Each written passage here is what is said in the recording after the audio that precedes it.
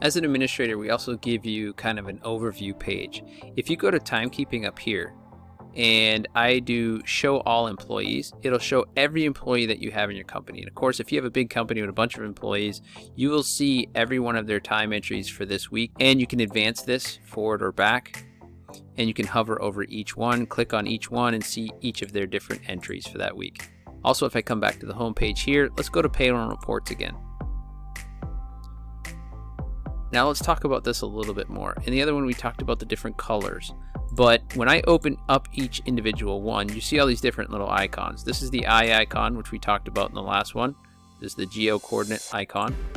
We also have this little hamburger thing saying that they took a lunch during that time. And we also have these check marks being that they're confirmed. Okay. Up here we have the total hours. This is the total hours for this date range, and with any filters that you have turned on. So I have 39 hours.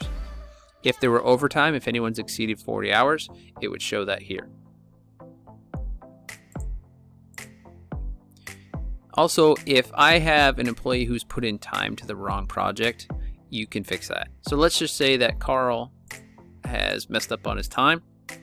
I can take and assign it to a different project. It wasn't Nate's patio that you were on Heartland Warehouse, and you were placing concrete over there as well. And you can fix the date, you can fix the start and end time, whatever you need to do. If you took a break during that time, you can add that. Now notice that when you do that, let's open that back up. Anything that you've done will also be recorded in here as well. Now let's say we're done at the end of the week. You also have the ability to export this as a CSV file.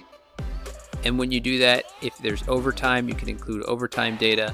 If there was break time, I can include break time. If I had in customers on those jobs, I can include those customers, and I can include change notes. All right, so now what I'm gonna do is export that as a CSV file on this one. Take a look at that.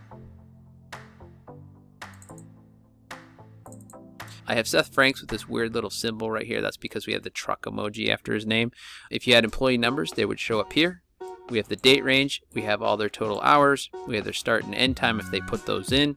We have the job number, the task, cost code, quantity, any kind of change notes that were made, and we have that all here in the file.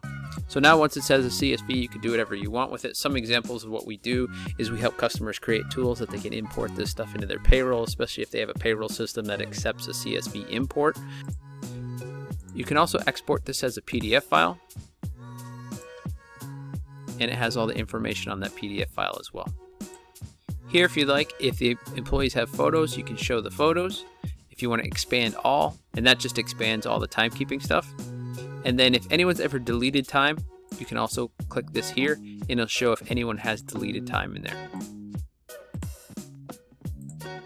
You also have the ability to go to reports, and you can look at the same data in a little bit of a different way. I have everything that went to Heartland Warehouse here, and I have all the individual entries that are going to that project there.